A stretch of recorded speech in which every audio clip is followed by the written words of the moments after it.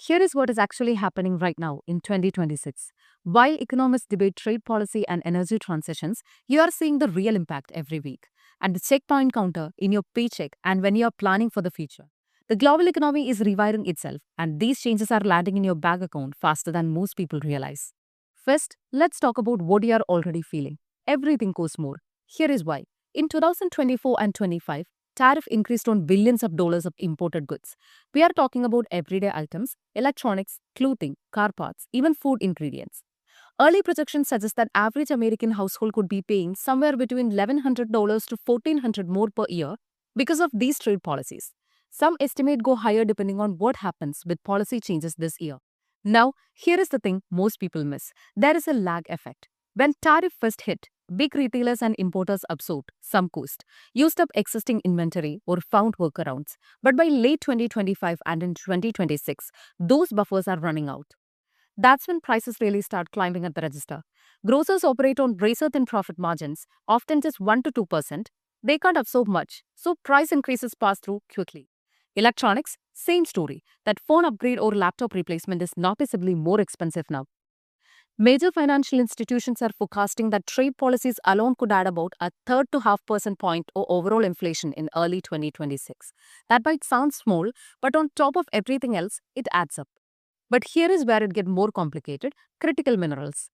The entire world is trying to transition to electric vehicles, renewable energy, and better batteries. But the raw materials, lithium, cobalt, graphite, rare earth, are concentrated in just few countries. When supply gets tight or countries restrict exports, prices spike.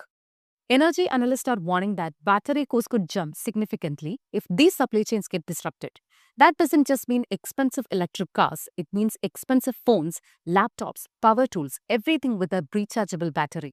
The uncomfortable truth: in a more fragmented world where countries are competing rather than cooperating, these price shocks aren't temporary glitches, they are becoming the new normal. Your budget is ground zero for global economics. Now let's talk about work. Because while prices are changing what you can buy, the job market is changing what you can earn.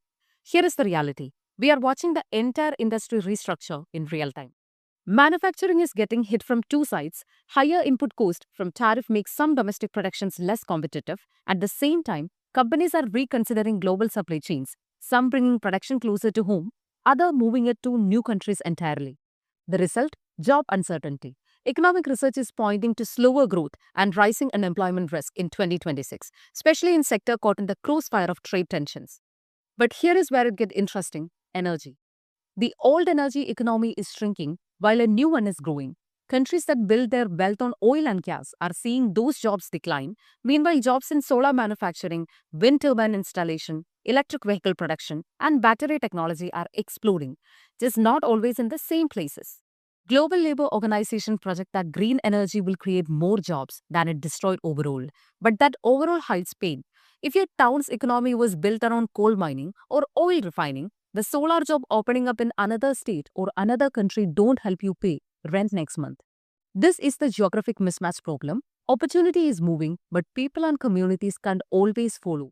And then there is the skill gap. The fastest growing jobs right now are in areas like renewable energy installation, battery technology, data center operation, and green construction.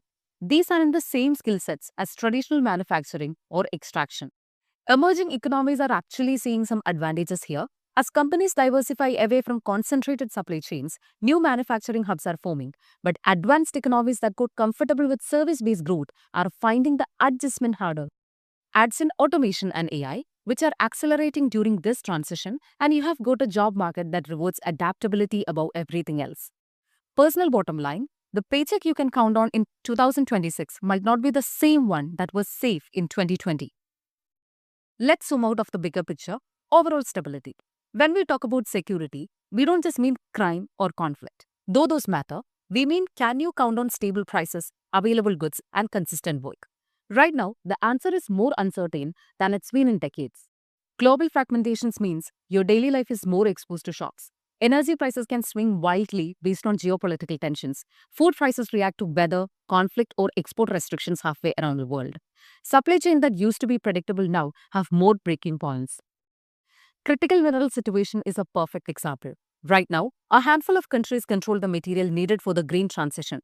Any disruption, political instability, export ban, natural disasters delay the technology mean to make our economy more sustainable and keep us dependent on volatile fossil fuel longer.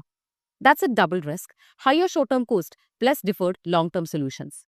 For your personal finances, this shows up in subtle but painful ways. Inflation that stays higher for longer erodes whatever you have saved. If wages don't keep pace, your actual purchasing power shrinks even if your bank balances look the same. Consumer debt is higher. Interest rates have been elevated. The buffer that many households had coming out of pandemic savings, that's largely gone. Cybersecurity threats and infrastructure vulnerabilities add and another layer. Supply chain attacks can delay everything from car parts to medical supplies. But here is what keeps this from being pure doom. Opportunity exists in transition. Multipolarity. This shift towards a world where power and production are more distributed create winners too. Some emerging markets are gaining leverage. New industries are forming. Diversification, while painful short term, build long term resilience. The question is whether you are positioned to capture those opportunities or just absorb the cost. So, what do you do with all this information? First, adjust your expectations and your budget. Plan for essential cost, food, energy, transportation, to run 5 to 10% higher than you are used to. That's not pessimism, that's math. Build that into your planning now rather than getting caught surprised every month. Second, diversify your income sources and skills. If you are in an industry facing disruption, don't wait for the pink slip. Start building adjacent skills now. Look at where growth is actually happening in your region. Often, it's clean tech, infrastructure upgrades, or digital services. Online courses, certification, networking in growing sectors, these aren't luxuries anymore. They are survival strategies. Third, diversify your investments and savings too. Don't keep everything in one basket, one currency, one asset type. Talk to a financial advisor about building resilience against inflation and volatility. Fourth, stay informed on what's actually happening, not just headlines. Watch for tariff policy changes through 2026, critical mineral supply project coming online, central bank decisions on interest rates, local job market shift in your area. Finally, build your knowledge and your network. The people who navigate transitions best aren't necessarily the smartest or richest, they are the most adaptable and connected. This isn't about fear mongering, it's about clear eyed preparation. The global economy is rewiring itself, and that process will define opportunities and risks for years. The big global shift everyone talks about trade policy, energy transition, geopolitical competition they are not abstract. They are in your grocery bill, your job prospect, and your financial security right now. Understanding the connections give you power. You can control global trade flows, but you can control how you respond to them. What is the biggest impact you are seeing in your daily life? Drop a comment. The world is changing whether we are ready or not. Let's be ready.